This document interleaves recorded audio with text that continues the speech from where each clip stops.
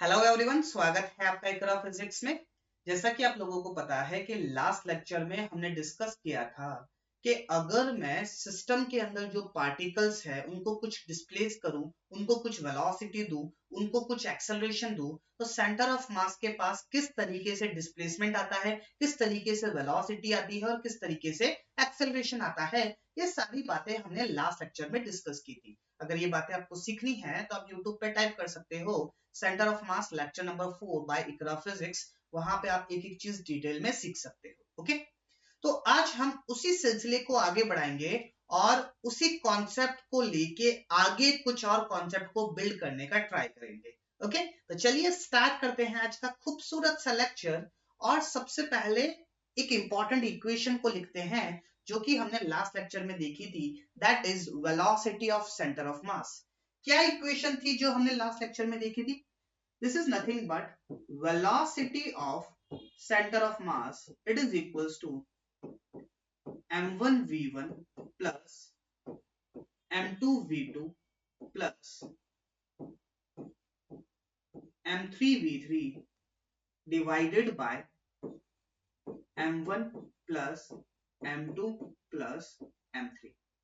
अगर आप इसको गौर से देखो तो क्या मैं इसको ऐसा बोल सकता हूं क्या, this is nothing but total mass of this system. तो इसको मैं टोटल मास को mt से डिनोट करता हूं। अब इसको इधर ले जाऊं तो ये क्या बनेगा, mt into velocity of centre of mass, it is equals to m1 v1 plus m2 v2 plus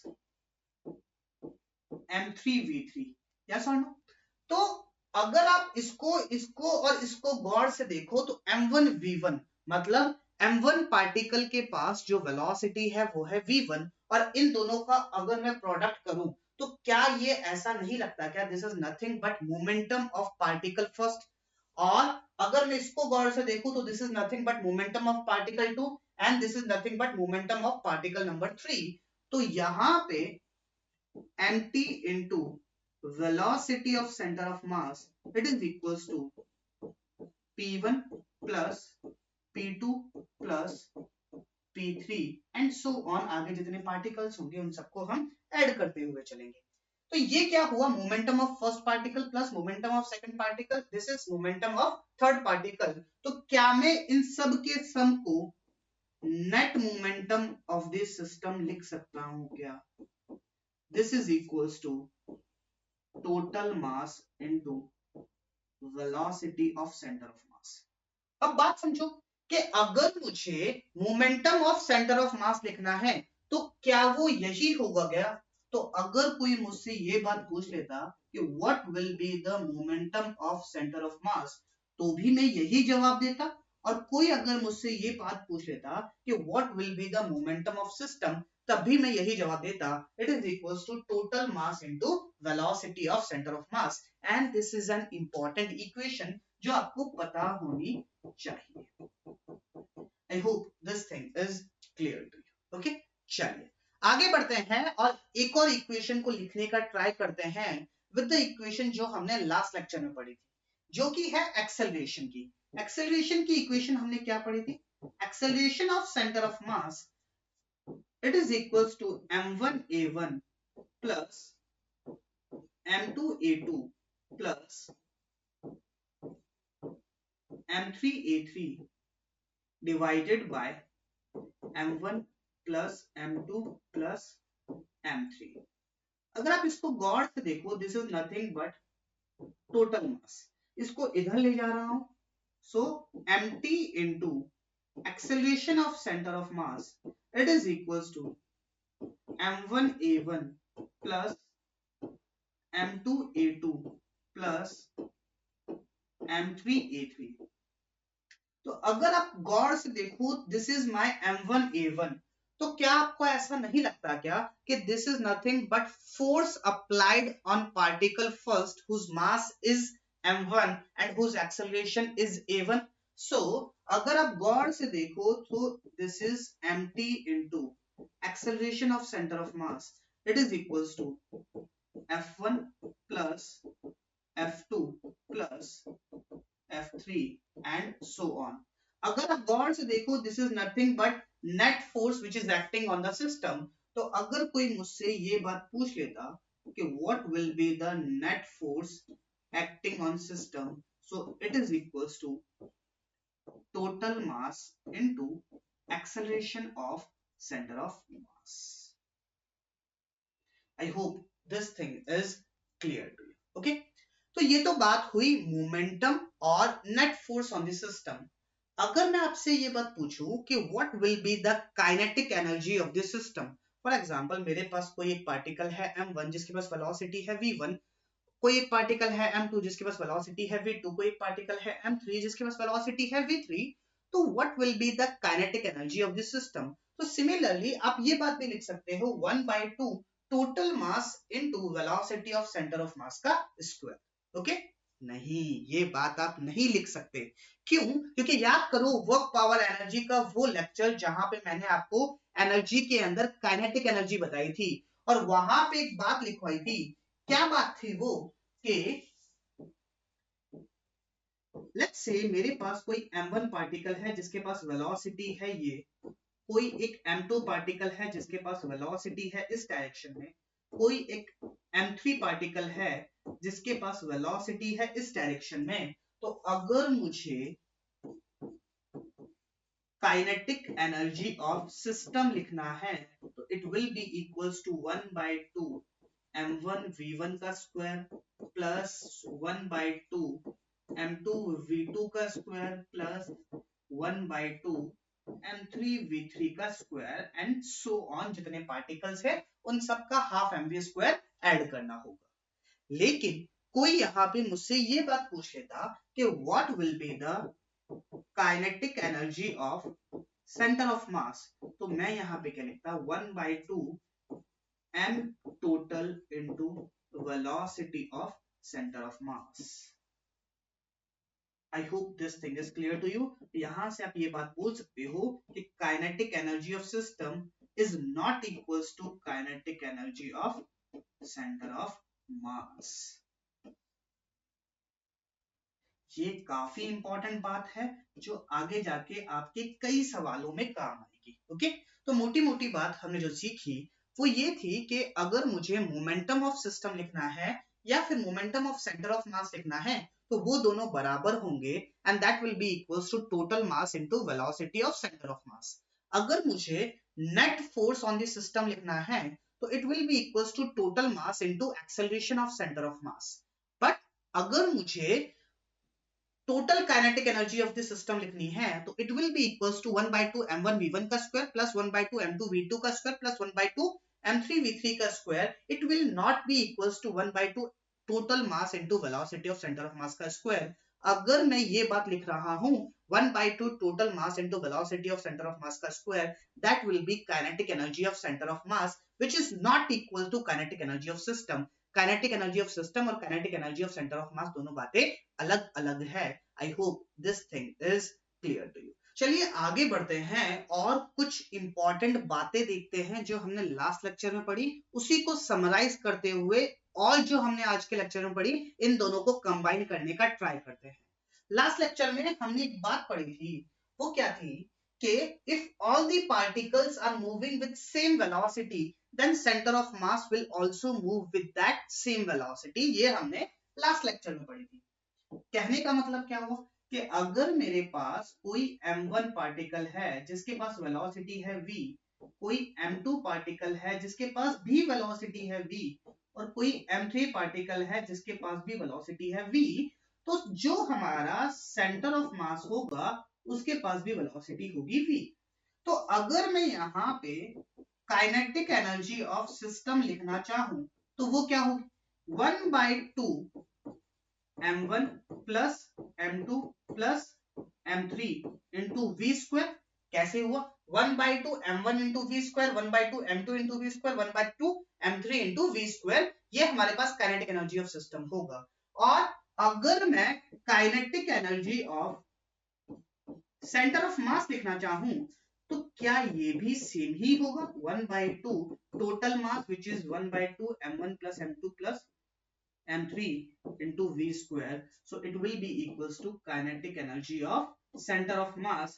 लेकिन ये सिर्फ और सिर्फ तब होगा जब सारे पार्टिकल सेम वेलोसिटी से मूव कर रहे होंगे, otherwise this kinetic energy will be different from this kinetic energy।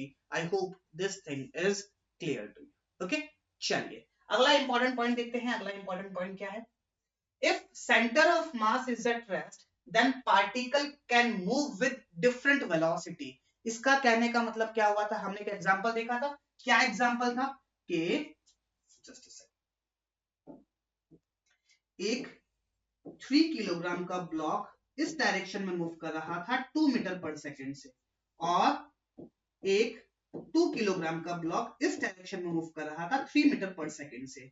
तो यहाँ पे आप करोगे m1 v1 इस डायरेक्शन में पॉजिटिव, m2 v2 इस डायरेक्शन में नेगेटिव, तो वेलोसिटी ऑफ सेंटर ऑफ मास मेरे पास 0 आई थी। तो हमने ये बात कही थी कि सेंटर ऑफ मास अगर रेस्ट पे है तो पार्टिकल्स के पास अलग अलग वेलोसिटीज हो सकती है। तो यहाँ पे हम ये बात कह सकते हैं कि अगर kinetic energy of centre of mass 0 है तो काइनेटिक एनर्जी ऑफ सिस्टम भी 0 हो ऐसा जरूरी नहीं है। यहाँ पे देखो काइनेटिक एनर्जी ऑफ सिस्टम क्या होगी? 1/2 2 into 9 1/2 3 into 4, ये काइनेटिक एनर्जी ऑफ सिस्टम होगी जो कि 0 नहीं है ऑफ कोर्स, है ना। चलिए आगे देखते हैं। नेक्स्ट इंपॉर्टेंट पॉइंट क्या है हमारे पास? Momentum of system is known as momentum of system is equals to momentum of centre of mass. अभी हमने ये सारी बातें देखी। कैसे? जैसे इसका मोमेंटम देखो 3 into 2 विच इज, इस केस में देखो momentum of system 3 into 2 is 6, और इस डायरेक्शन में है तो पॉजिटिव, 3 into 2 इज -6। तो ओवरऑल मोमेंटम ऑफ सिस्टम कितना आया? 0। और momentum of centre of mass भी कितना आएगा? 0। क्यों? क्योंकि velocity of centre of mass हमारे पास क्या है? 0। I hope this thing is clear to you. Okay, चलिए आगे बढ़ते हैं और नेक्स्ट इंपॉर्टेंट बात देखते हैं। नेक्स्ट इंपॉर्टेंट बात है kinetic energy of system is not equals to kinetic energy of centre of mass. मतलब ऐसा कोई फिक्स्ड रूल नहीं है, हो भी सकती है नहीं भी हो सकती है। कब होगी दोनों बराबर? जब सारे पार्टिकल्स सेम वेलोसिटी से मूव कर रहे होंगे, तब हमारे पास kinetic energy of system will be equals to kinetic energy of centre of mass. Okay, चलिए आगे बढ़ते हैं और नेक्स्ट इंपॉर्टेंट पॉइंट देखते हैं। क्या है? If kinetic energy of system is 0 then velocity of centre of mass will be 0। कहने का मतलब क्या हुआ कि अगर सारे पार्टिकल रेस्ट पे है तो सेंटर ऑफ मास भी रेस्ट पे रहेगा, और सेंटर ऑफ मास भी रेस्ट पे रहेगा तो velocity of centre of mass will also be 0। I hope these all important points are clear to you. Okay, चलिए आगे बढ़ते हैं और अभी तक हमने जो कुछ भी पढ़ा उसके बेसिस पे कुछ न्यूमेरिकल्स सॉल्व करते हैं। ओके, चलिए देखते हैं। सबसे पहला न्यूमेरिकल हमारे पास क्या है? क्या बोला है? Find acceleration of centre of mass, also find acceleration of 3 kilogram block. सवाल को गौर से समझेंगे। मेरे पास एक 3 किलोग्राम का एक 2 किलोग्राम का ब्लॉक है जो कि स्प्रिंग से अटैच्ड है, यस और नो। और इस 3 किलोग्राम वाले ब्लॉक के ऊपर इस डायरेक्शन में मैंने एक फोर्स लगाया 15 न्यूटन का, और मेरे पास ये जो 2 किलोग्राम का ब्लॉक है इसके पास एक्सेलरेशन है 5 मीटर पर सेकंड स्क्वायर। तो मुझसे सवाल में सीधी सी बात जो पूछी है, पहला सवाल what will be the acceleration of centre of मास, और दूसरा सवाल कि इसका एक्सेलरेशन क्या होगा। मुझसे सवाल में ये बात पूछी। ओके, चलिए तो सिंपल सा फंडा अभी हमने जो सीखा वो ये था कि net external force which is acting on the system it is equals to total mass into acceleration of centre of mass. क्या उस तरीके से हम चीजों को सोच सकते हैं? बिल्कुल सोच सकते हैं, क्यों नहीं सोच सकते। तो हम क्या कर रहे हैं, net force it is equals to total mass into acceleration of centre of mass. Net force इस डायरेक्शन में लग रहा 50 न्यूटन, जैसे ही इसके ऊपर 50 न्यूटन लगा इस डायरेक्शन में लगा kx, इस डायरेक्शन में लगा kx। अब बात समझो कि जब हम इसको पूरा एक सिस्टम मानेंगे तो ये जो kx लगा ये इक्वल एंड अपोजिट है, तो इंटरनल फोर्सेस जो हमारी इक्वेशन है नेट फोर्स में उसमें काउंट नहीं होंगे, उसके अंदर सिर्फ और सिर्फ एक्सटर्नल फोर्सेस काउंट होंगे। क्यों? क्योंकि इक्वल एंड अपोजिट होते हैं इंटरनल फोर्सेस और वो आपस में कैंसिल हो जाते हैं। तो net external force it is equals to total mass into acceleration of centre of mass. तो नेट एक्सटर्नल फोर्स हमारे पास कितना है? 50 न्यूटन।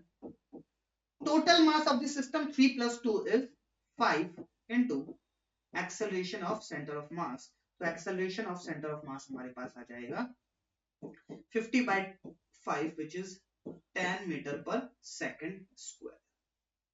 आप चाहते तो इस चीज को वैसे भी सॉल्व कर सकते हो जैसे हमने एनएलएम के अंदर सॉल्व किया था। कैसे सॉल्व करोगे? 50 minus some spring force it is equals to mass into acceleration. इसका स्प्रिंग फोर्स क्या हम यहां से निकाल सकते हैं? Spring force will be equals to 5 × 2 which is 10। यहां से फर्स्ट इक्वेशन में स्प्रिंग फोर्स की वैल्यू रखूंगा तो वहां से इसका एक्सेलरेशन आ जाएगा। इसका एक्सेलरेशन आ गया तो m1a1 + m2a2 divided by m1 + m2। इस तरीके से चीजों को सोच सकते हो, समझ सकते हो। चलिए अब इसका एक्सेलरेशन निकालना है। इसका एक्सेलरेशन आराम से निकाल सकते हैं। नेट फोर्स मेरे पास क्या होता है? क्या नेट फोर्स का एक फॉर्मूला ये भी होता है F1 + F2? यस और नो? नेट फोर्स मेरे पास कितना लग रहा है? 50 Newton.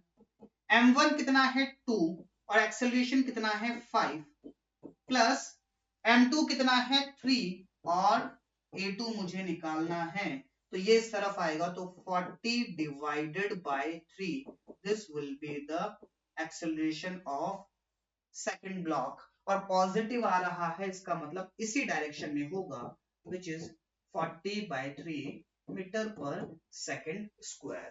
I hope this question is clear to you. Okay चलिए आगे बढ़ते हैं और अगला सवाल देखते हैं। अगला सवाल क्या है? क्या बोला है? If system is released from rest, इस सिस्टम को रेस्ट से रिलीज किया गया तो मुझसे सवाल में क्या बात पूछी है? एक्सेलरेशन ऑफ सेंटर ऑफ मास। चलिए देखते हैं किस तरीके से लगाएंगे। सबसे पहली बात, इसके ऊपर कौन कौन से फोर्स लग रहे हैं? 30 न्यूटन। इसके ऊपर कौन कौन से फोर्स लग रहे हैं? 20 न्यूटन। यहां पे क्या लग रहा है? एक टेंशन T, यहां पे एक और टेंशन T। यस और नो?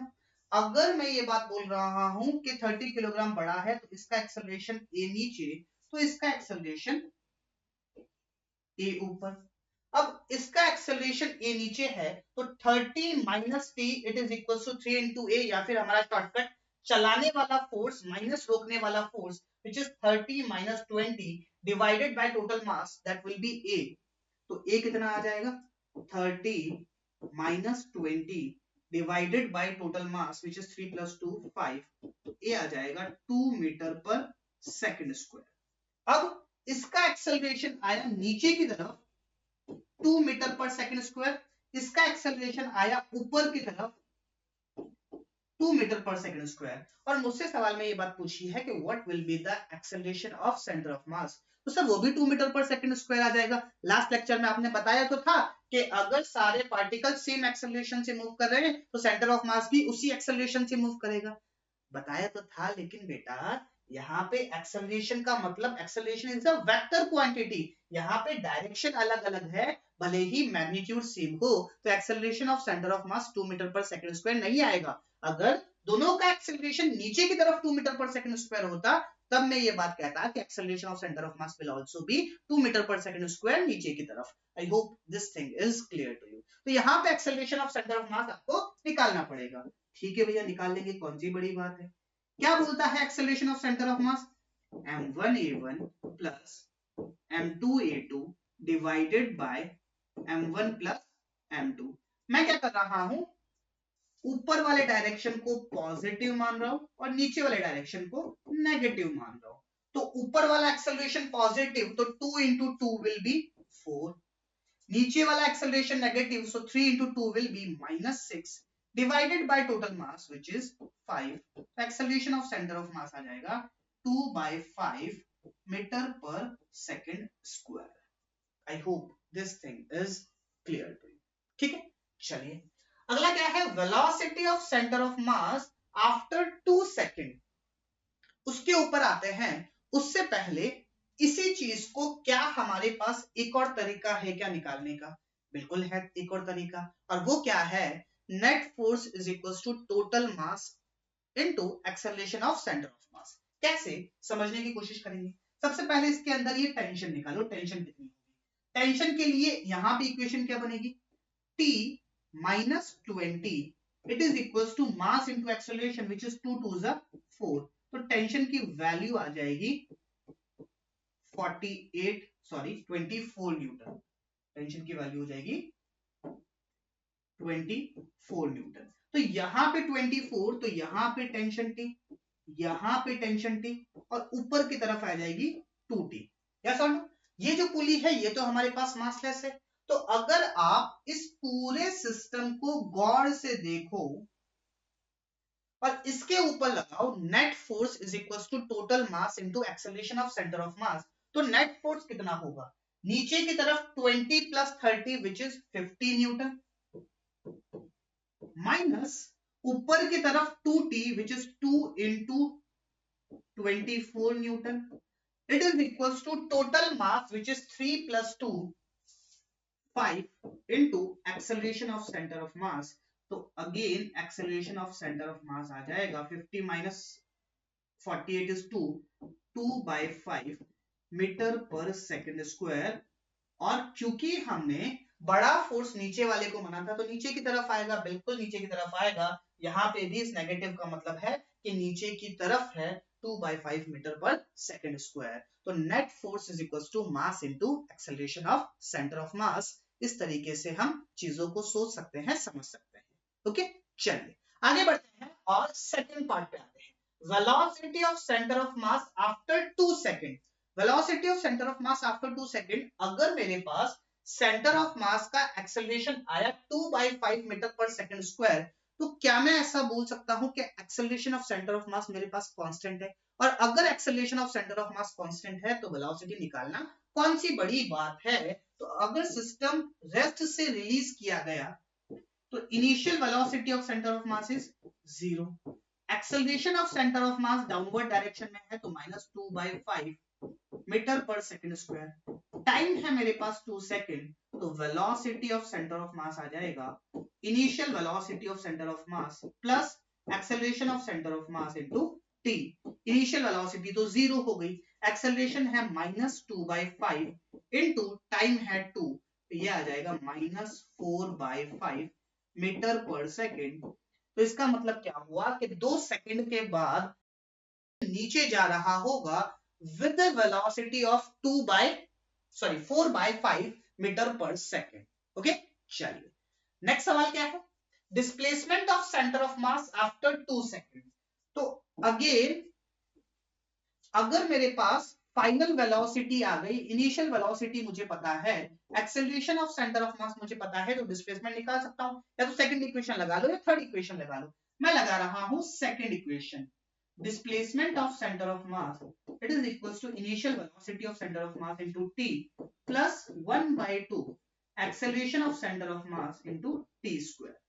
तो initial velocity of centre of mass तो 0 है, क्यों, क्योंकि दोनों बॉडीज हमारे पास इनिशियली रेस्ट पे थी, तो सेंटर ऑफ मास भी हमारे पास रेस्ट पे था।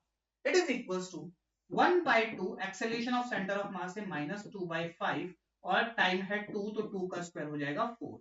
इससे ये गया, so the displacement will be -4/5 metre.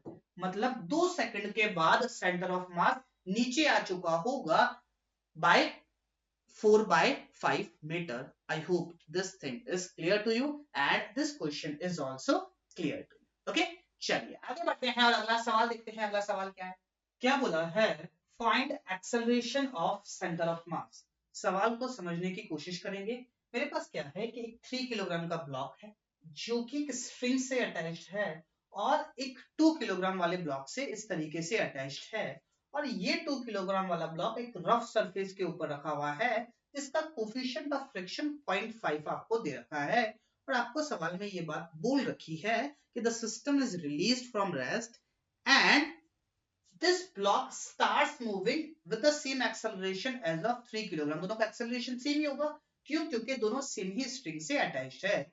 तो मुझसे सवाल में ये बात पूछी है कि what will be the acceleration of centre of mass. Okay, चलिए सबसे पहली बात एक्सेलरेशन मान लेते हैं। इसका एक्सेलरेशन ए नीचे, इसका एक्सेलरेशन ए इस डायरेक्शन में, इसके ऊपर डाउनवर्ड डायरेक्शन में लग रहा 30 न्यूटन, यहां पे एक टेंशन टी, यहां पे एक टेंशन टी, और यहां पे एक टेंशन टी, और यहां पे एक टेंशन टी।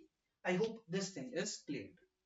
अब एक और फोर्स जो लग रहा होगा वो लग रहा होगा इस डायरेक्शन में फ्रिक्शन फोर्स। क्योंकि मुझे सवाल में ये बात दे रखी है कि ये ब्लॉक मूव कर रहा है, तो मैं ये बात में डिस्कशन नहीं करूंगा कि ये लिमिटिंग से ज्यादा है या नहीं, वो सारी बातें नहीं होगी। फ्रिक्शन सिर्फ और सिर्फ काइनेटिक आएगा। काइनेटिक फ्रिक्शन फोर्स की वैल्यू होती है mu into N. Mu into N, तो म्यू की वैल्यू है 0.5 और एन मेरे पास हो जाएगा 20, तो फ्रिक्शन फोर्स आ जाएगा 10 न्यूटन। तो पीछे की तरफ एक फोर्स लगेगा 10 न्यूटन का। अब अगर मुझे इस एक्सेलरेशन ए की वैल्यू निकालनी है तो हम हमारा शॉर्टकट लगाएंगे, जो कि है चलाने वाला फोर्स। चलाने वाला फोर्स कौन सा? जो एक्सेलरेशन की डायरेक्शन में हो, विच इज 30 न्यूटन, माइनस रोकने वाला फोर्स जो एक्सेलरेशन के अपोजिट डायरेक्शन में हो, 10 divided by total mass which is 5, तो ये आ जाएगा 20 by 5 विच इज 4 मीटर पर सेकंड स्क्वायर। अब मेरे पास दोनों ब्लॉक्स का एक्सेलरेशन आ गया, तो क्या मैं acceleration of centre of mass निकाल सकता हूं? बिल्कुल निकाल सकते हैं। तो acceleration of centre of mass क्या हो जाएगा? It is equals to m1a1 plus m2a2 divided by m1 plus m2। Let's say मैं इसको m1 बोल रहा हूं, m1a1 तो 2 किलोग्राम और इसका एक्सेलरेशन 4 मीटर पर सेकंड स्क्वायर इस डायरेक्शन में। ये डायरेक्शन कौन सा है? प्लस आई कैप, तो ये हो जाएगा मास है 2 किलोग्राम और 4 आई कैप, प्लस इसका मास है 3 किलोग्राम और एक्सेलरेशन है 4 मीटर पर सेकंड स्क्वायर डाउनवर्ड डायरेक्शन में, तो ये हो जाएगा -4 G cap divided by total mass which is 5, तो एक्सेलरेशन आ जाएगा 8 आई cap minus 12 ji cap divided by 5। This would be the acceleration of center of mass। I hope this thing is clear to you। okay, चलिए अब आपके मन में आ रहा हो कि सर हम इसको net force is equal to mass total mass into acceleration of centre of mass वहां से भी कर सकते हैं क्या? बिल्कुल कर सकते हैं बेटा, फॉर्मूला है तो हमेशा एप्लीकेबल होगा, बट वहां से थोड़ा कॉम्प्लिकेटेड हो जाएगा। क्यों कॉम्प्लिकेटेड हो जाएगा समझने की कोशिश करेंगे। सबसे पहले आपको टेंशन निकालनी पड़ेगी। क्यों टेंशन निकालनी पड़ेगी? क्योंकि बेटा इस डायरेक्शन में जो वर्टिकल डायरेक्शन में है, इसके इस डायरेक्शन में दो फोर्स लग रहे हैं, 30 भी लग रहा है और टेंशन भी लग रहा है, तो net force in vertical direction will be 30 minus T. Similarly tension इस डायरेक्शन में भी लग रहा है, तो net force in horizontal direction will be T minus F. Yes और नो? अगर ऐसे समझ में नहीं आता तो आप कैसे लिखोगे? आप ऐसे ही तो लिखोगे। क्या लिखोगे? F net it is equals to F1 plus F2 and this is equals to total mass into acceleration of center of mass। F1 क्या है? Net force on first block. First block क्या है? ये, तो इसके ऊपर नेट फोर्स क्या होगा? T minus F. तो उसके लिए आपको टेंशन निकालनी पड़ेगी। टेंशन निकाल लेते हैं। इसके लिए इक्वेशन लिखूंगा तो क्या होगा? 30 minus T it is equals to 3 into A which is 12, तो T की वैल्यू आ जाएगी 18 न्यूटन। तो अगर टेंशन की वैल्यू आ गई मेरे पास 18 न्यूटन, तो फर्स्ट ब्लॉक पे नेट फोर्स कितना हो जाएगा? 18 माइनस 10 विच इज 8 न्यूटन। अब इसका डायरेक्शन क्या होगा? I cap plus net force on second block 30 minus T, मतलब 30 माइनस 18 कितना हो जाएगा? 12, और ये आएगा माइनस जी कैप की डायरेक्शन में। It is equal to total mass into acceleration of centre of mass. तो यहां से आप acceleration of centre of mass निकाल के बोल सकते हो कि it will be 8 I cap minus 12 ji cap divided by 5 metre पर second square. I hope this question is clear to you। okay, चलिए आगे बढ़ते हैं और अगला सवाल देखते हैं। अगला सवाल क्या है, क्या बोला है कि मुझे क्या निकालना है, एक्सेलरेशन ऑफ सेंटर ऑफ मास और उसका डायरेक्शन क्या होगा अगर मेरे पास सिस्टम के अंदर ये 3 पार्टिकल्स हैं और इनके ऊपर इस डायरेक्शन में इस तरीके से फोर्सेस लग रहे हैं। तो चलिए देखते हैं। सबसे पहले ये तो एक्स डायरेक्शन में ही है, ये भी एक्स डायरेक्शन में ही है, इसके कंपोनेंट करने पड़ेंगे। इसके कंपोनेंट करने पड़ेंगे तो ये होगा 10 cos 37। cos 37 होता है 4/5, तो ये आ जाएगा 8 न्यूटन। इधर आएगा 10 sin 37, तो ये आ जाएगा 6 न्यूटन। खूब किया है न्यूटन लॉज ऑफ मोशन में, इसीलिए डायरेक्टली लिख रहा हूं। ओके, चलिए अब मुझे निकालना है acceleration of centre of mass. तो मैं acceleration of centre of mass x direction में अलग लिख रहा हूं और वाई डायरेक्शन में अलग लिख रहा हूं। अगर मैं एक्स डायरेक्शन में एक्सेलरेशन लिख रहा हूं तो नेट फोर्स भी एक्स डायरेक्शन में आएगा, या कर लो। तो net force in X direction divided by total mass. Net force कितना है एक्स डायरेक्शन में, इस तरफ है 8, इसी तरफ है 15, तो 8 प्लस 15 मेरे पास हो जाएगा 23, और इसके अपोजिट डायरेक्शन में है 11, तो नेट फोर्स मेरे पास आएगा इस डायरेक्शन में which is 23 minus 11 which is 12 Newton divided by total mass. 3 plus 2 is 5, 5 plus 1 is 6, तो x डायरेक्शन में जो एक्सेलरेशन आएगा वो आएगा 2 मीटर पर सेकंड स्क्वायर सेंटर ऑफ मास के पास। इसी तरीके से अगर मुझे y डायरेक्शन में एक्सेलरेशन देखना है सेंटर ऑफ मास का, तो मैं क्या करूंगा, नेट फोर्स देखूंगा सिस्टम के ऊपर y डायरेक्शन में divided by total mass. y direction में इकलौता फोर्स लग रहा है ऊपर की तरफ विच इज 6 न्यूटन, तो 6 divided by total mass which is 6, तो ये आ जाएगा 1 मीटर पर सेकंड स्क्वायर। तो अगर मैं एक्सेलरेशन ऑफ सेंटर ऑफ मास देखूं तो ये कितना हो जाएगा, x डायरेक्शन में आया 2, तो 2i cap plus j cap. कोई मुझसे इसका मैग्नीट्यूड पूछ ले तो भी निकाल लेंगे। रूट ऑफ 2 का square 4 plus 1 which is √5 metre पर सेकंड स्क्वायर। कोई मुझसे एंगल पूछ ले, मतलब किस एंगल पे लगेगा विद द हॉरिजॉन्टल, तो निकाल सकते हैं। इस डायरेक्शन में है 2 और अपवर्ड डायरेक्शन में है 1, तो नेट आएगा इस डायरेक्शन में, let's say this angle is theta, तो tan थीटा आ जाएगा मेरे पास 1/2, तो थीटा की वैल्यू आ जाएगी tan इनवर्स 1/2। तो इस डायरेक्शन में हमारे पास ये नेट एक्सेलरेशन हमारे पास इस डायरेक्शन में होगा। I hope this question is clear to you. Okay, चलिए आगे बढ़ते हैं और अगला सवाल देखते हैं। अगला सवाल क्या है, क्या बोला है, a triangular ways of mass capital M is kept on a spring balance. ठीक है, a small block of mass small m can move along the frictionless incline of the wedge. What is the reading of balance while the block slides? Ignore the recoil of the wedge. सवाल को समझेंगे। सवाल क्या दे रखा है कि एक capital M मास का वेज एक स्प्रिंग बैलेंस के ऊपर रखा हुआ है और इसके ऊपर एक स्मॉल m मास का ब्लॉक रखा हुआ है। अब ये जो सरफेस है ये स्मूथ सरफेस है, तो जैसे ही रिलीज करूंगा ये नीचे आएगा। अब मुझे ये बात बोल रखी है लास्ट में that ignore the recoils of the wedge. इसका मतलब ये जो वेज है ये हमारे पास फिक्स है। ये वेज अगर फिक्स है तो जब ये नीचे आएगा तो इसके पास जो एक्सेलरेशन होगा वो होगा g sin थीटा। तो मुझसे मोटी मोटी बात जो सवाल में पूछी है कि स्प्रिंग बैलेंस की रीडिंग क्या होगी।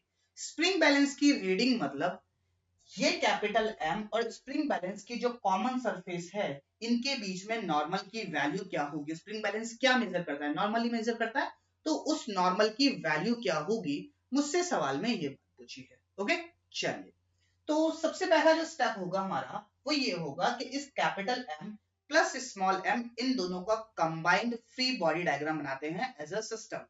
चलिए देखते हैं किस तरीके से इनका फ्री बॉडी डायग्राम बनेगा।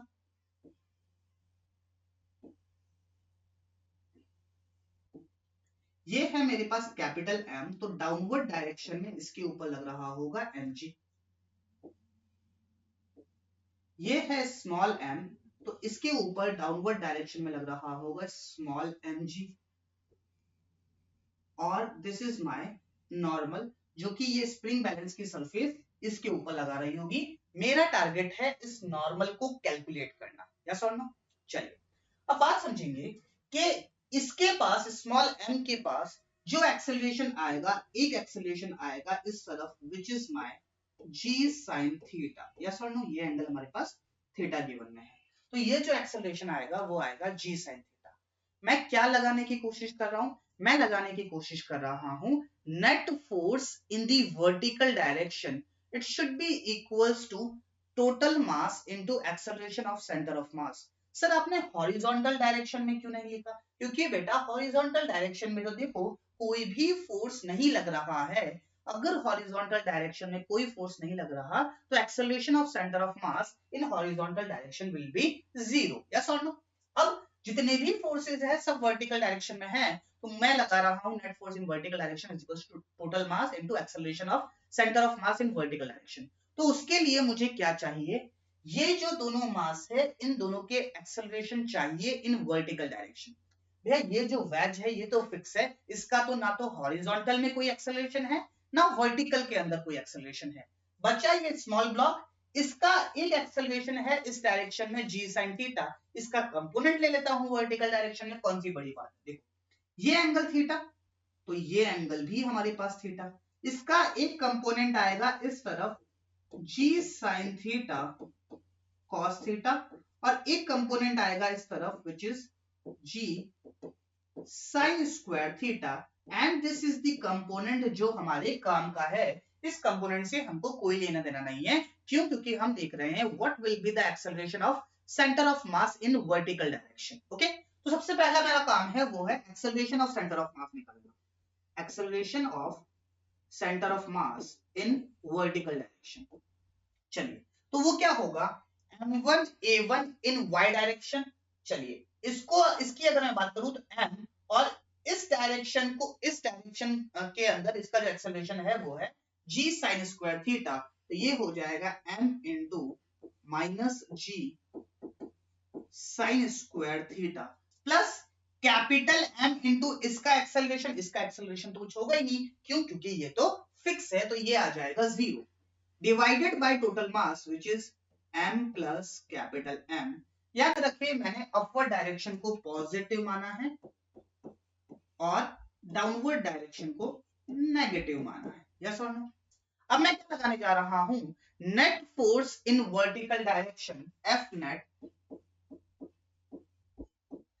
in vertical direction it is equals to total mass which is m plus capital M into acceleration of center of mass in vertical direction। okay, चलिए सबसे पहली बात net force in vertical direction on the system। अब ऊपर वाले जो direction है इसको मैंने पॉजिटिव माना है, तो नॉर्मल पॉजिटिव होगा और mg और mg नेगेटिव होंगे, तो नेट फोर्स कितना हो जाएगा, normal will be positive minus small m plus capital M into g. This is my net force. It should be equals to small m plus capital M into acceleration of center of mass in y direction. It is minus small mg sin square theta divided by small m plus capital M। तो इससे ये गया, yes और no. अब कुछ जा रहा है क्या, कुछ नहीं जा रहा, तो नॉर्मल की जो वैल्यू आएगी वो आएगी small m plus capital M into G minus mg sine square theta.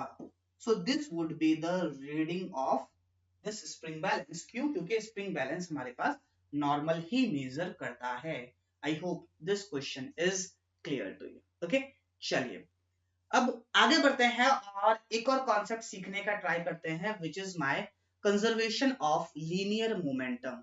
चलिए समझने की कोशिश करते हैं किस तरीके से हमारे पास जो मोमेंटम होगा, linear momentum mass into velocity, वो कंजर्व रहेगा, उसके लिए क्या क्या कंडीशन हमारे पास नेसेसरी है। ओके, चलिए तो सबसे पहली बात जो हमने देखी वो ये देखी कि F net it is equals to mt into acceleration of center of mass, yes or no। अब यहां पे जो बात लिखी हुई है, this is my acceleration of centre of मास, और एफ नेट को मैं क्या लिख सकता, sorry, acceleration of centre of मास को मैं क्या लिख सकता हूं, इट इज, क्या मैं इसको D P centre of mass divided by D T, क्या ऐसे लिख सकते हैं क्या, sorry, D V by D T,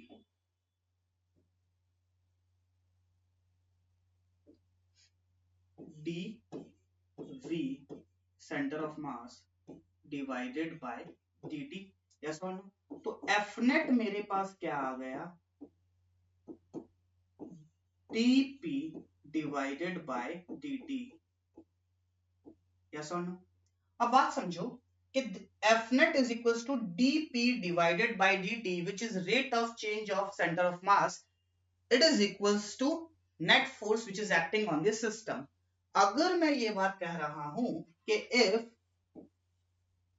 F net is equals to 0, तो क्या मैं ये बात कह सकता हूं क्या कि D P C O M divided by D T it is equals to 0, yes और नो। मतलब rate of change of momentum will be 0, मतलब मोमेंटम जो होगा हमारे पास वो कांस्टेंट रहेगा।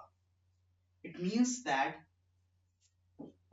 मोमेंटम ऑफ सिस्टम कह लो या फिर मोमेंटम ऑफ सेंटर ऑफ मास कह लो, इट विल रिमेन कांस्टेंट। और अगर ये कांस्टेंट रहेगा तो initial momentum of the system will be equals to final momentum of the system, yes or no? So this would be the law of conservation of linear momentum। इसका कहने का मतलब क्या है कि अगर सिस्टम के ऊपर नेट एक्सटर्नल फोर्स 0 है तो जो इनिशियल मोमेंटम होगा सिस्टम का वही फाइनल मोमेंटम होगा सिस्टम का। कहने का मतलब जो मोमेंटम होगा वो कंजर्व रहेगा। अगर इसी का ही स्पेशल केस ले ले कि अगर मेरे पास एफ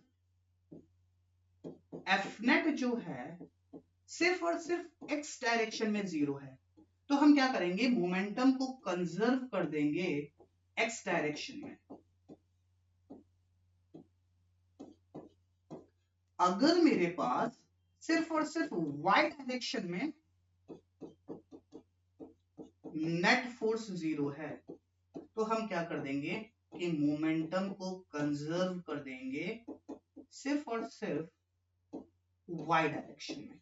सिमिलरली किसी भी एक्सिस के अबाउट, अगर मेरे पास किसी भी एक्सिस के अलोंग अगर मेरे पास नेट फोर्स 0 है तो उस एक्सिस के अलोंग हम मोमेंटम कंजर्व कर सकते हैं। तो चाहो तो आप जेड एक्सिस के लिए भी लिख सकते हो, if F net along z axis is 0, it means that momentum initial along z axis it will be equals to momentum final along z axis। किसी भी एक्सिस के along आप ये बात लिख सकते हो अगर उस एक्सिस के along नेट फोर्स आपके पास 0 है। and this is what we call conservation of linear momentum। I hope this thing is clear to you। okay? चलिए अब इसी के बेसिस पे कुछ सवाल सॉल्व करते हैं जिससे थोड़ी और क्लैरिटी आएगी। ओके चलिए, क्या बोला है, find velocity of both the blocks after friction stops applying.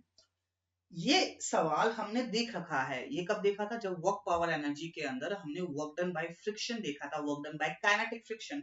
तो इस तरीके के सवाल के साथ हमने डील किया था।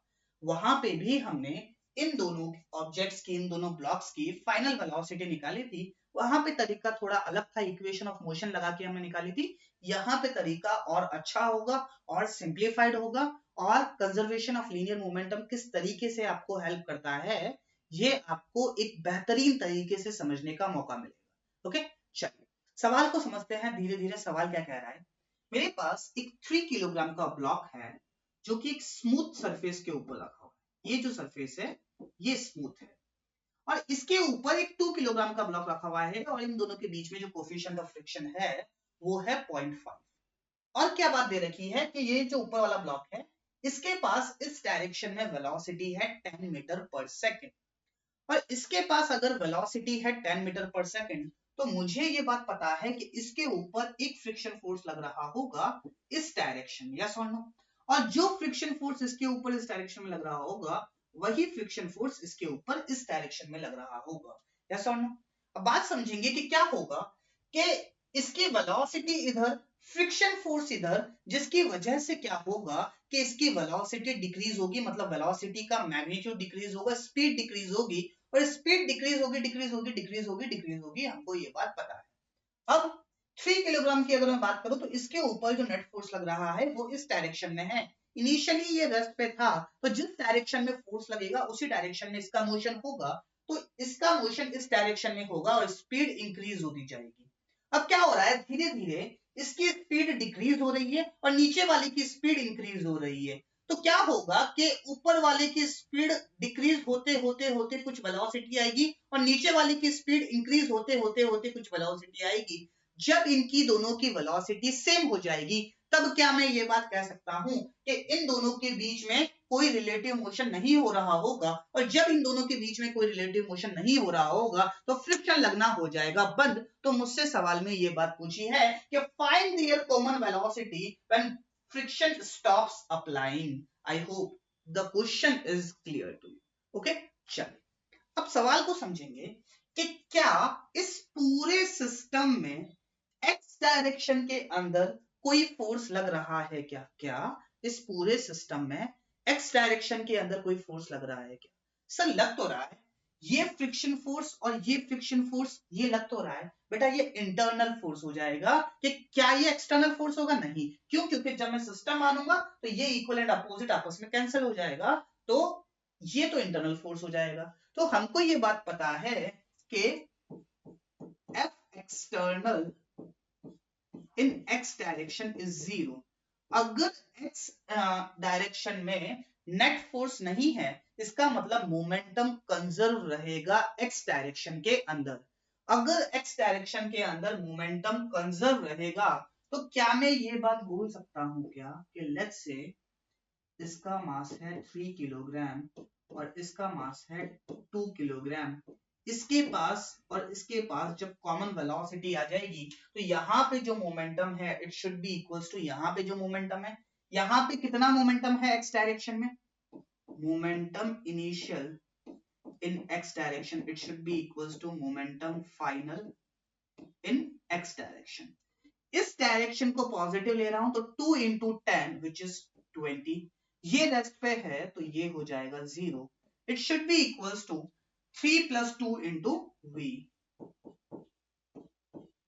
तो v की जो वैल्यू आ जाएगी वो आ जाएगी 20/5 which is 4 metre per second.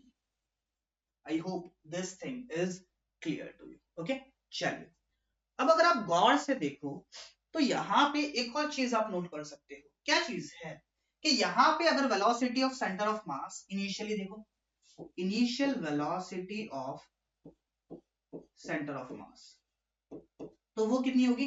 m1 v1 which is 2 into 10 20 plus m2 v2 which is 0 divided by 3 by 2 which is 3 plus 2 which is 5, तो ये आ जाएगी 4 मीटर पर सेकेंड। अगर मैं final velocity of centre of मास देखूं तो क्या वो भी 4 मीटर पर सेकेंड होगी? क्यों? क्योंकि जब दोनों की वेलोसिटी सेम है तो सेंटर ऑफ मास के पास भी वेलोसिटी सेम है। तो कहने का मतलब क्या हुआ कि अगर मेरे पास नेट एक्सटर्नल फोर्स है तो velocity of centre of mass will remain constant. इसका मतलब कि अगर initially centre of mass rest पे है तो फाइनली भी रेस्ट पे आएगा। इनिशियली सेंटर ऑफ मास के पास कुछ वेलोसिटी है तो फाइनली भी सेंटर ऑफ मास के पास सेम वेलोसिटी होगी। I hope this thing is clear to you. ये बात आप अपने नोट्स में लिख सकते हैं। क्या बात है कि if f net is equals to 0, it means that velocity of center of mass will remain constant। इसका मतलब क्या हुआ कि if initially center of mass is at rest then it will remain at rest।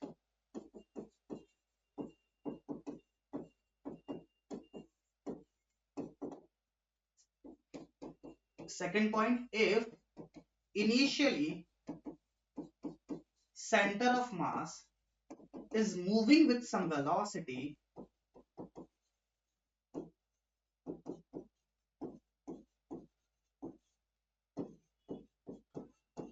then it will continue to move with same velocity. I hope this thing is clear to you. ये बात भी आप अपने notes में लिख सकते हो. Okay, चलिए आगे बढ़ते हैं और अगला सवाल देखते हैं. अगला सवाल क्या है हमारे पास? Find velocity of 2 kilogram block after collision. सवाल को समझेंगे. सबसे पहले सवाल क्या है? मेरे पास एक 3 किलोग्राम का ब्लॉक है, 2 किलोग्राम का ब्लॉक है. ये इस डायरेक्शन में मूव कर रहा है with the velocity of 10 metre पर सेकंड. ये इस डायरेक्शन में मूव कर रहा है with the velocity of 5 metre पर सेकंड. अब क्या हो रहा है कि इसकी वेलोसिटी ज्यादा है, तो एक टाइम आएगा जब ये इससे टकरा जाएगा. टकराने के बाद क्या हो रहा है कि इसके पास वेलोसिटी है इस डायरेक्शन में 6 मीटर पर सेकंड. तो मुझसे सवाल में ये बात पूछी है कि इसकी वेलोसिटी कितनी होगी आफ्टर कोलिजन. अब बात को समझेंगे कि किस तरीके से हम सॉल्व करेंगे. तो सबसे पहली बात, जब ये कोलाइड करे तो इसने इसके ऊपर जब कोलिजन हो रहा होगा कहीं बीच में, तो क्या होगा, ये सरफेस इसके ऊपर मतलब 2 किलोग्राम वाला 3 किलोग्राम वाले के ऊपर इस डायरेक्शन में एक फोर्स लगाएगा और 3 किलोग्राम वाला 2 किलोग्राम वाले के ऊपर इस डायरेक्शन में एक फोर्स लगाएगा. इस फोर्स की वजह से क्या होगा, इसकी वेलोसिटी, इसकी स्पीड डिक्रीज हुई होगी जो कि हमको नजर आ रहा है. और इस फोर्स की वजह से क्या हुआ होगा, इसकी स्पीड इंक्रीज हुई होगी जो कि हमको नजर आ रहा है. मतलब इसका मोमेंटम डिक्रीज हुआ और इसका मोमेंटम इंक्रीज हुआ जो कि हमको नजर आ रहा है. लेकिन अगर आप इसको पूरा एक सिस्टम मानो तो क्या आप मुझे ये बात बता सकते हो क्या कि हॉरिजॉन्टल डायरेक्शन में पूरे सिस्टम के ऊपर कोई नेट फोर्स लग रहा है क्या? नहीं लग रहा है. और अगर हॉरिजॉन्टल डायरेक्शन में सिस्टम के ऊपर कोई नेट फोर्स नहीं है तो क्या मैं ये बात बोल सकता हूं क्या कि हॉरिजॉन्टल डायरेक्शन में जो हमारा मोमेंटम होगा वो कंजर्व रहेगा? किसका? 3 किलोग्राम वाले का नहीं, 2 किलोग्राम वाले का नहीं, पूरे सिस्टम का. क्यों?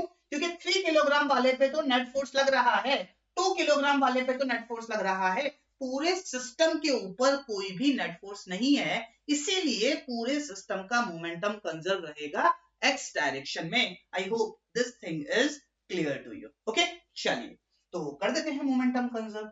इसका मोमेंटम 3 into 10, ये वाला डायरेक्शन पॉजिटिव लिया, 2 into 5, it should be equals to, again ये डायरेक्शन पॉजिटिव हो जाएगा, 6 into 3 plus 2 into, let's say इसकी वेलोसिटी हो गई v. तो ये कितना हो जाएगा, 30 plus 10, it is equals to 40.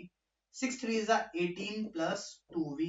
ये इस तरफ जाएगा तो ये आ जाएगा कितना हो जाएगा, 40 30 28, sorry 30 22 it is equals to 2v. तो v की वैल्यू हो जाएगी 11 मीटर पर सेकेंड. तो फाइनली ये किस स्पीड से मूव कर रहा होगा? पॉजिटिव आई, इसका मतलब इसी डायरेक्शन में मूव कर रहा होगा with the speed of 11 metre per second. I hope this question is clear. Okay, चलिए नेक्स्ट पार्ट देखते हैं क्या बोला है. Find velocity of centre of mass after collision. भैया कोई भी नेट एक्सटर्नल फोर्स नहीं लग रहा है तो जो पहले थी वही बाद में होगी. या तो पहले निकाल लो या बाद में निकाल लो, दोनों ही सेम आनी चाहिए. सर दोनों निकाल के बताओ, दोनों निकाल के बता देंगे, कौन सी बड़ी बात है. चलिए, velocity of centre of mass initially कितनी होगी? 3 into 10 which is 30 plus 2 into 5 which is 10 divided by total mass which is 5, ये आ जाएगी 8 metre per second. Sir finally निकाल के बताओ, हमको तो प्रूफ करके बताओ. सर प्रूफ कर देंगे बेटा. 6 3 are 18 plus 11 2 are 22 divided by 5, तो ये अगेन कितनी आ जाएगी, 8 मीटर पर सेकेंड. तो velocity of centre of mass तो जो पहले थी वही बाद में रहेगी. पहले 8 मीटर पर सेकेंड से चल रहा था तो बाद में भी 8 मीटर पर सेकेंड से ही चलेगा. I hope this question is clear to you. ये हमारे पास सेकंड पार्ट का आंसर हो जाए। ओके, चलिए थर्ड पार्ट क्या है, find displacement of centre of mass 5 second after collision. Velocity ये है और ये कांस्टेंट रहेगी, और मुझसे ये बात पूछी है कि सेंटर ऑफ मास का डिस्प्लेसमेंट कितना होगा 5 सेकंड आफ्टर कोलिजन। तो 8 इंटू 5, सिंपल सी बात है, speed into time, that would give me the displacement of centre of mass. So displacement of centre of mass will be 8 into 5 which is 40 meter. I hope this question is clear to you. Okay, चलिए आगे बढ़ते हैं और अगला सवाल देखते हैं। अगला सवाल क्या है, क्या बोला है, a plank of mass capital M and length L is at rest on a frictionless floor. ठीक है, the top surface of the plank has a friction. At one end of it, a man of mass M is standing as shown in figure. If the man walks towards the other end, find the distance which the plank moves till the man reaches the other end of the plank. आसान भाषा में सवाल को समझेंगे कि मेरे पास एक Planck है जो कि एक स्मूथ सरफेस के ऊपर रखा हुआ है। ये एक स्मूथ सरफेस के ऊपर रखा हुआ है, इसका मास कैपिटल M है, उसकी लेंथ हमारे पास कैपिटल L दे रखी है। और क्या बोला है कि एक मैन है जिसका मास स्मॉल m है, इस प्लैंक के ऊपर चलना स्टार्ट करता है और चलते चलते चलते चलते चलते ये इस एंड पे पहुंच जाता है। तो मुझसे सवाल में ये बात पूछी है कि what will be the displacement और what is the distance travelled by the plank when it reaches the other end। Sir ये क्यों चलेगा, ये इसीलिए चलेगा बेटा, तो बात को समझो कि इसके ऊपर कौन कौन से फोर्स लग रहे हैं। बात समझो कि अगर मैं स्मॉल m का फ्री बॉडी डायग्राम बनाऊं, ये हमारा मैं इसका फ्री बॉडी डायग्राम बनाऊं, तो इसके ऊपर mg लग रहा है और इसके ऊपर लेट्स से एक नॉर्मल लग रहा है n1, जो कि इसको वर्टिकल डायरेक्शन में बैलेंस कर रहा होगा। अब बात समझो कि इन दोनों के बीच में जो सरफेस है वो रफ है, और हमने ये बात सीखी है कि जब भी कोई बंदा चलता है तो उनके बीच में स्टैटिक फ्रिक्शन फोर्स लगता है। तो सवाल में मेरे मन में ये सवाल उठता है कि इसको आगे ले जाने वाला कौन, तो भैया जरूर इसके ऊपर किसी ना किसी ने फोर्स लगाया होगा तभी ये आगे गया। तो वो फोर्स कौन होगा, फ्रिक्शन फोर्स। तो इसके ऊपर एक फ्रिक्शन फोर्स लगेगा इस डायरेक्शन में, जो कि स्टैटिक फ्रिक्शन फोर्स होगा।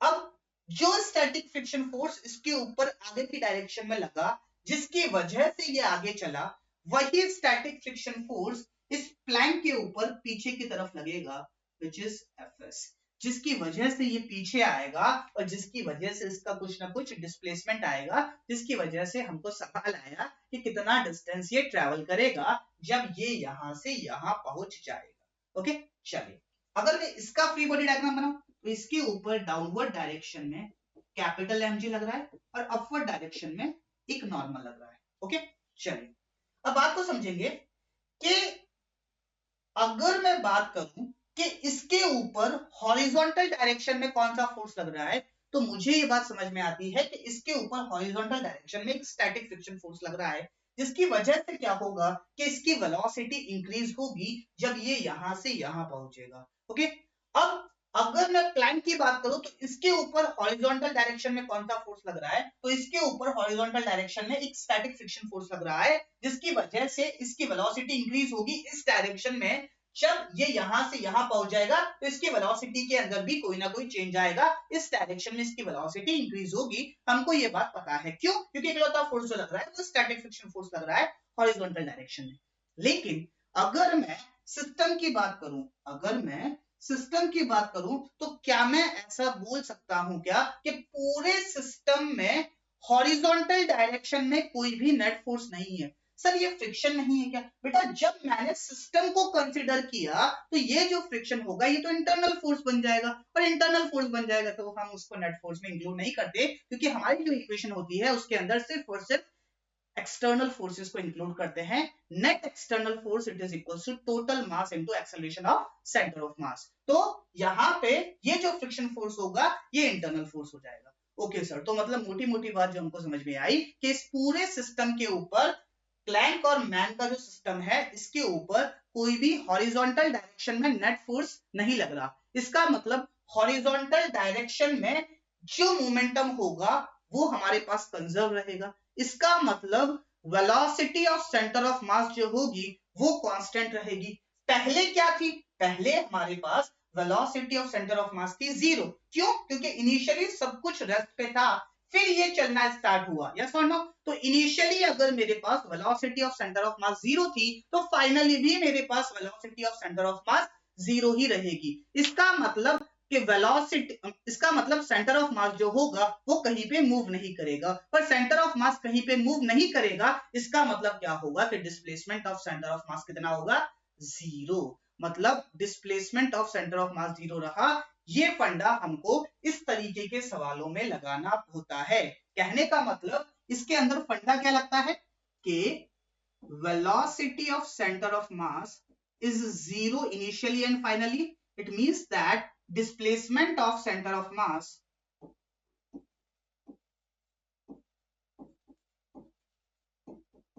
it is also 0। हमको ये फंडा लगाना होता है। I hope the funda is clear to you. Okay, चलिए अब इस फंडे को लगाते हैं। क्या दिक्कत है ना? लेट्स से जब ये यहां से यहां पहुंच गया तो प्लैंक का जो डिस्प्लेसमेंट हुआ वो हुआ x। प्लैंक का कितना डिस्प्लेसमेंट हुआ? x। नहीं यार,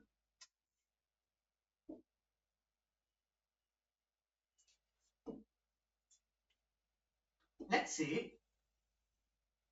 हमारे पास ये प्लैंक है और इसका डिस्प्लेसमेंट हुआ यहां से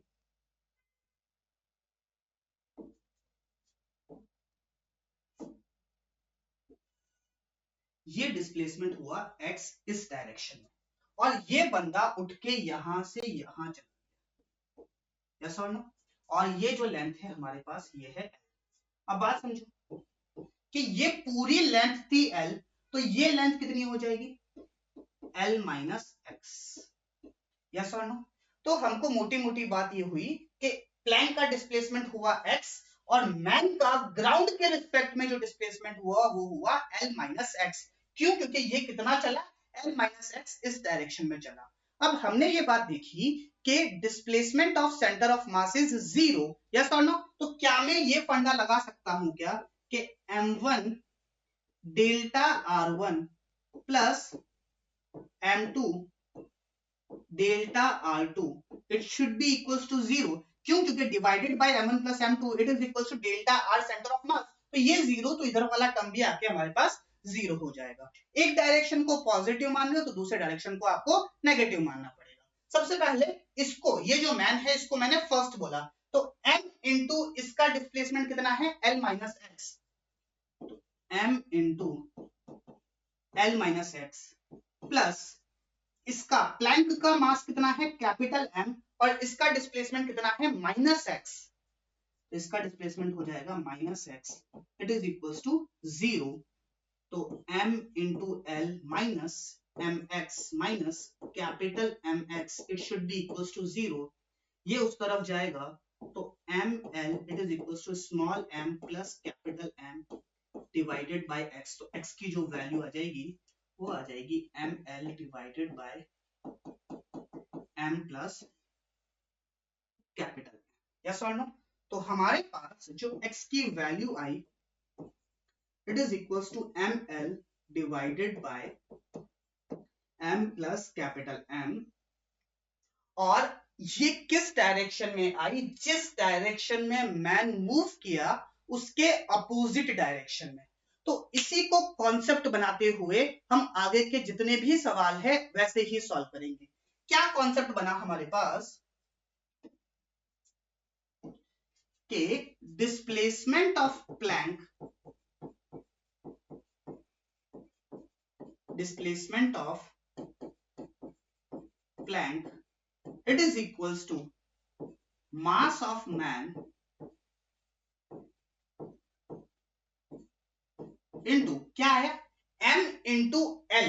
एल क्या है कि इस प्लैंक के रिस्पेक्ट में ये मैन कितना चला। मतलब कि अगर मैं इसके रिस्पेक्ट में बात करूं तो इसके रिस्पेक्ट में तो ये पूरा कैपिटल एच चल गया, यस और no.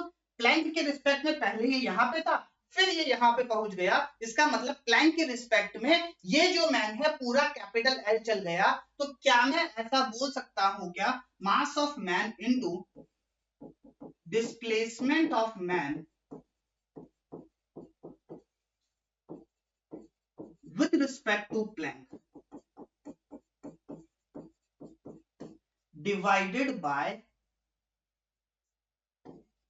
total mass divided by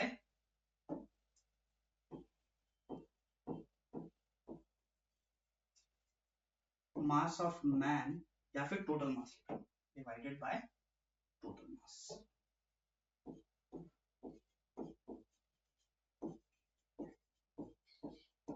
yes और नो।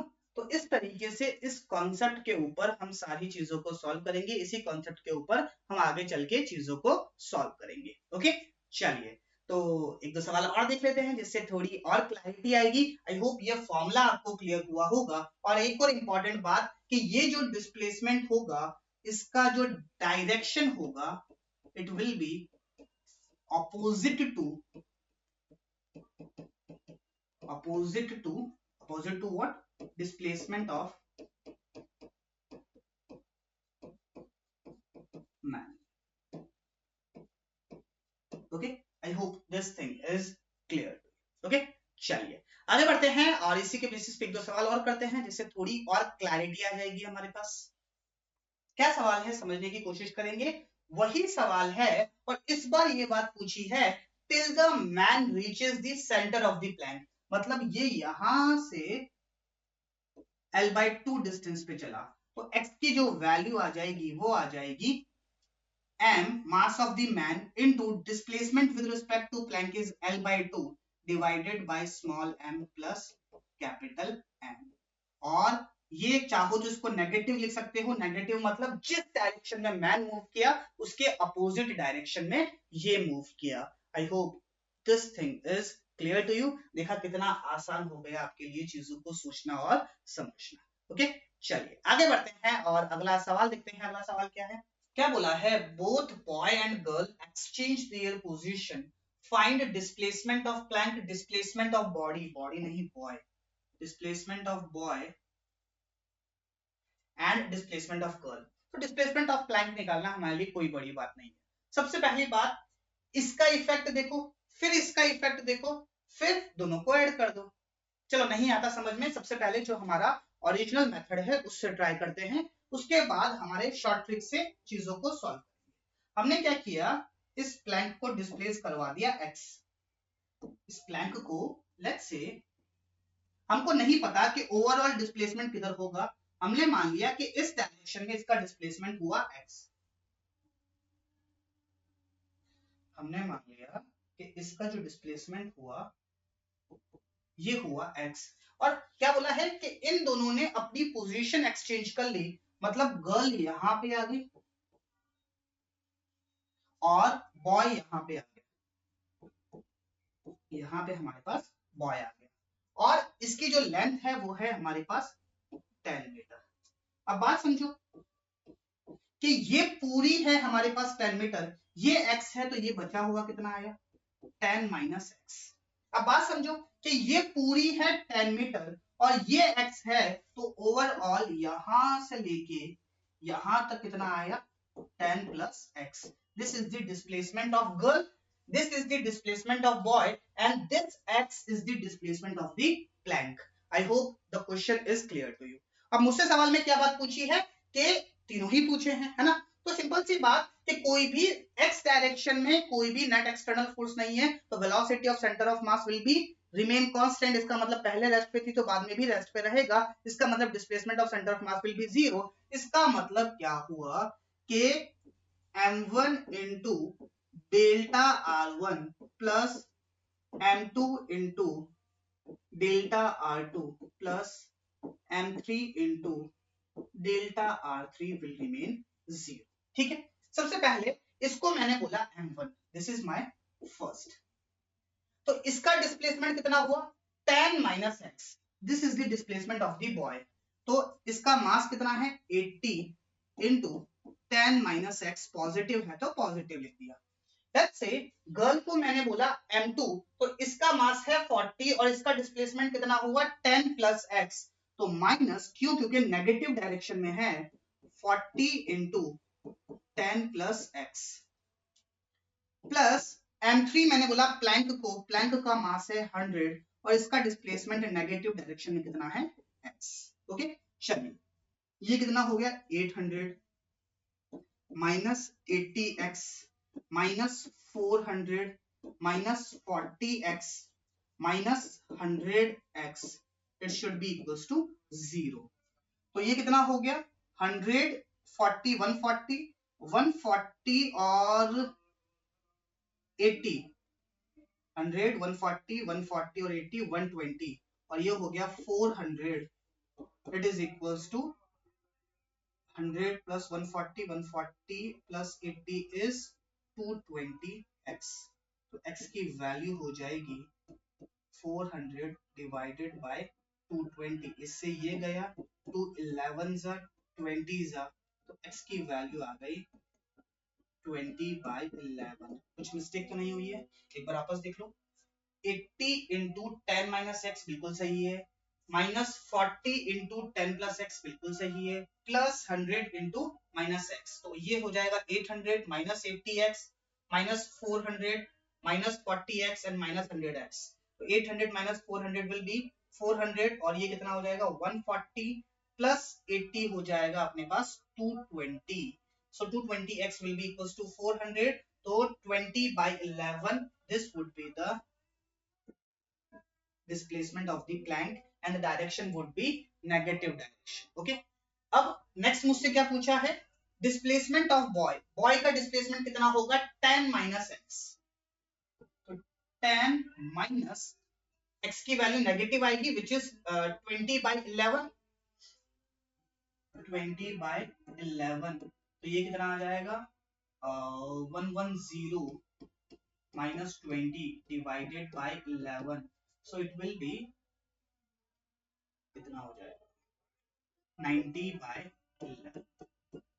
ठीक है, चलिए अब नेक्स्ट क्या पूछा है, displacement of the girl, so it will B 10 plus x, तो 10 प्लस 20/11, तो ये कितना हो जाएगा 130/11 मीटर और ये नेगेटिव डायरेक्शन में होगा, इस डायरेक्शन।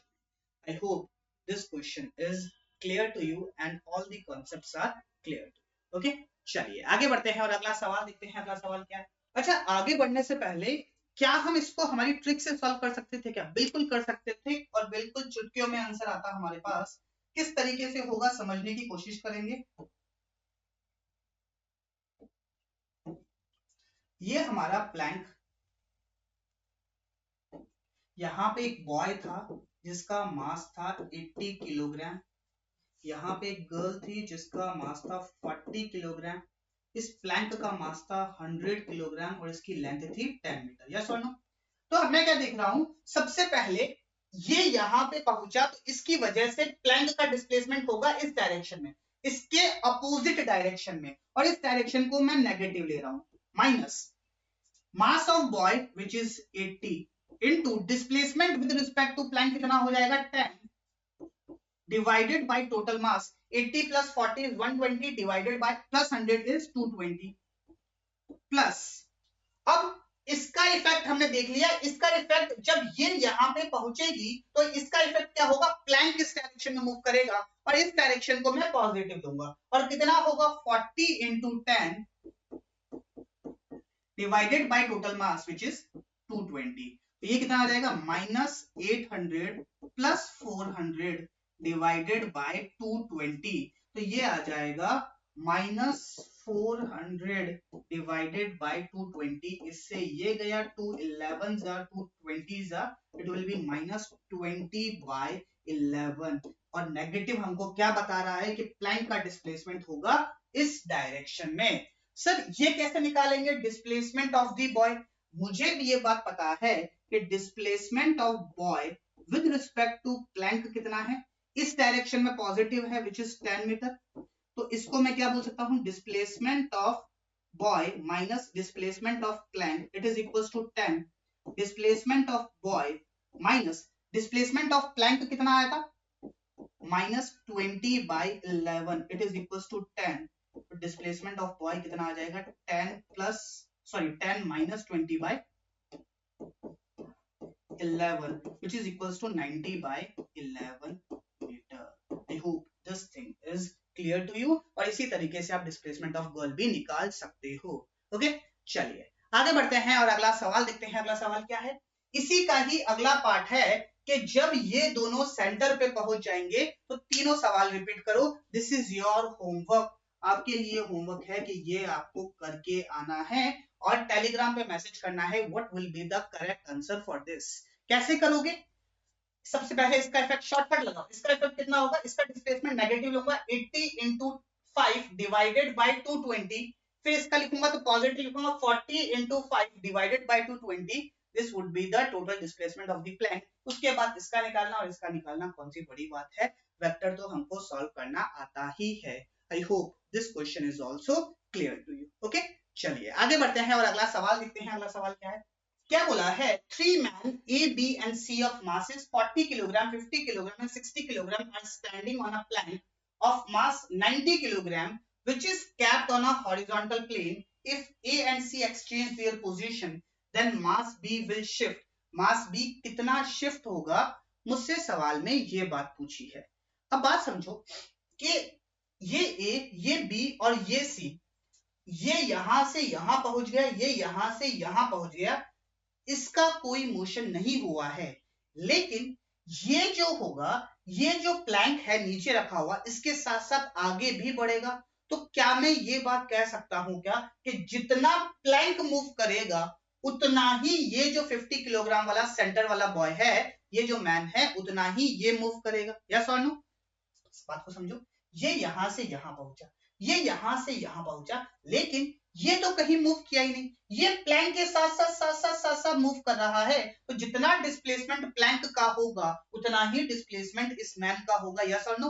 तो आप चाहो तो इसको हटा के इसका मास प्लैंक को देके चीजों को सॉल्व कर सकते हो। तो क्या ये पुराना वाला सवाल ही बन गया, बिल्कुल बन गया। चलिए देखते हैं, सॉल्व करते हैं, किस तरीके से सॉल्व करेंगे।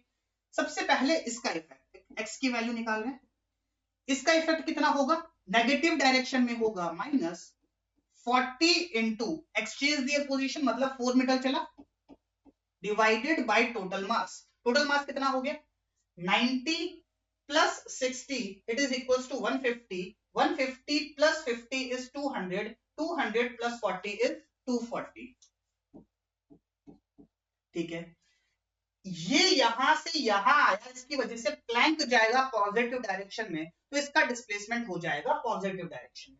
तो ये कितना हो जाएगा, 60 into 4 plus 60 into 4 divided by 240, तो ये कितना हो जाएगा, -160 प्लस 6 4 24 डिवाइडेड बाय 240। तो 240 minus 160 will be 80 divided by 240. It will be 1/3 meter. 1/3 meter would be the displacement of the plank। और ये भी इसके साथ साथ ऐसे ही चलेगा, तो इसका डिस्प्लेसमेंट भी हो जाएगा 1/3 मीटर। और पॉजिटिव आया, इसका मतलब इधर होगा। जरा गौर से देखो इस बात को, इसका मास कितना है 40, इसका मास कितना है 60, तो इसका मास ज्यादा है, तो इसका यहां से यहां मूव करना डोमिनेट करेगा। इसका मतलब जब ये यहां से यहां पहुंचेगा तो ये ज्यादा आगे जाएगा, और बिल्कुल जाना ही चाहिए था, इसीलिए x की वैल्यू मेरे पास पॉजिटिव आई, इसीलिए इसका मास ज्यादा, तो ये ज्यादा डोमिनेट करेगा in the displacement of the plank. I hope this question is clear to you. Okay, चलिए अब कुछ और सवाल है जो दिखते इसके जैसे नहीं हैं, लेकिन होते इसके जैसे ही है। कैसे, सवाल को देखेंगे और समझने की कोशिश करेंगे। क्या सवाल है, क्या बोला है, a block of mass m is placed on smooth inclined surface of a wedge of mass capital M which is placed on smooth horizontal surface. If block slides on the surface and reaches at the bottom of inclined surface, the horizontal displacement of the wedge is। अच्छा, ये angle आपको theta given में है, क्या बोला है कि एक वेज है जो कि स्मूथ सरफेस के ऊपर रखा हुआ है और इसके ऊपर एक मास m रखा हुआ है जो कि ये सरफेस भी स्मूथ है। तो जैसे ही ये नीचे आएगा, हमने न्यूटन लॉज ऑफ मोशन ऐसा सवाल सॉल्व किया है, ये इधर मूव करेगा। लेकिन अभी हमने इन दोनों का फ्री बॉडी डायग्राम बना के देखा, कैसा बनेगा? डाउनवर्ड डायरेक्शन में mg, कैपिटल mg, इसकी वजह से डाउनवर्ड डायरेक्शन में स्मॉल mg और इसके ऊपर नॉर्मल। तो हॉरिजॉन्टल डायरेक्शन में कोई भी नेट फोर्स नहीं है, और अगर हॉरिजॉन्टल डायरेक्शन में नेट फोर्स नहीं है तो क्या मैं ऐसा बोल सकता हूं क्या कि हॉरिजॉन्टल डायरेक्शन में मोमेंटम कंजर्व रहेगा? अगर हॉरिजॉन्टल डायरेक्शन में मोमेंटम कंजर्व रहेगा, इसका मतलब velocity of centre of mass will remain constant. पहले रेस्ट पे थी तो बाद में भी रेस्ट पे थी, इसका मतलब कि जितना ये इधर जाएगा, मतलब जिस प्रोपोर्शन में ये इधर जाएगा उसी प्रोपोर्शन में ये इधर जाएगा। कहने का मतलब capital M into delta R1 it should be equal to small m into delta R1। इस तरीके से हम चीजों को सोच सकते हैं, समझ सकते हैं। लेकिन मुझसे सवाल में ये बात नहीं पूछी। मुझसे सवाल में क्या बात पूछी है कि जब ये इसके रिस्पेक्ट में यहां पे आ जाए, जब ये इसके रिस्पेक्ट में यहां पे आ जाएगा तो the horizontal displacement of the veg ये कितना होगा? तो क्या करूं, क्योंकि हमको ये बात पता है कि हॉरिजॉन्टल डायरेक्शन में कोई भी सिस्टम के ऊपर नेट फोर्स नहीं लग रहा है, और अगर सिस्टम के ऊपर नेट फोर्स नहीं लग रहा है तो हॉरिजॉन्टल डायरेक्शन में displacement of centre of mass will remain zero. तो क्या मैं इसको ऐसा बोल सकता हूं क्या कि m into delta R1 in x direction plus m into capital M into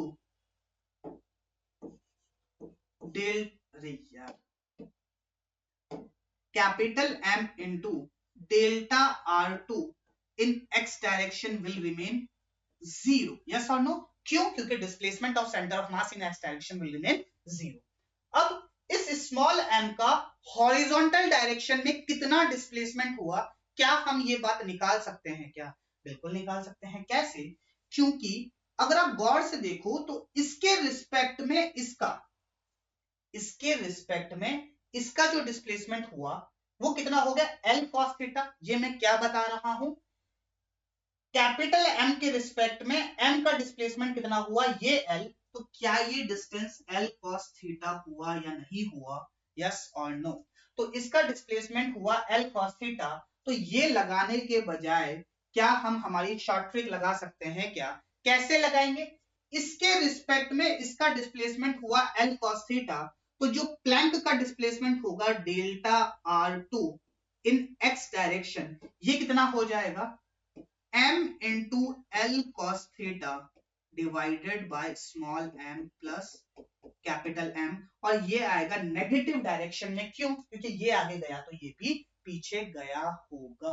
I hope this thing is clear to you. Okay, तो इस तरीके से आप चीजों को सोच सकते हो, समझ सकते हो और सारी चीजों को ऑब्जर्व कर सकते हो। ओके, चलिए, तो ओवरऑल जब भी आपके पास ऐसा कुछ सिनेरियो आए या एक दो एग्जांपल और है जो हम नेक्स्ट क्लास में देखेंगे, तो आप क्या करो, इसको कन्वर्ट कर लो प्लैंक वाली प्रॉब्लम। तो प्लैंक वाली प्रॉब्लम में कैसे कन्वर्ट करोगे? ये हमारा प्लैंक कैपिटल M, ये जो हॉरिजॉन्टल डिस्टेंस है इसके रिस्पेक्ट में ये यहां पे लिख लो L cos थीटा, और इसको स्मॉल m को यहां पे लिख लो। ओके, तो यहां से जब ये यहां पे जाएगा तो m L cos theta divided by small m plus capital M, यही इसका डिस्प्लेसमेंट होगा। देखा कितनी गंदी प्रॉब्लम लग रही थी, लेकिन हमने इसको चुटकियों में सॉल्व किया। ओके, इसी तरीके का एक और सवाल आता है, उसमें थोड़ा सा करेक्शन होता है, उसको समझने की कोशिश करेंगे। क्या सवाल है? अब मेरे पास क्या है, अगेन सवाल वही है, ये स्मॉल m है, लेकिन अब इसकी जो चौड़ाई है, पहले वो हमारे पास पॉइंट मास था, स्मॉल m जो था वो पॉइंट मास था।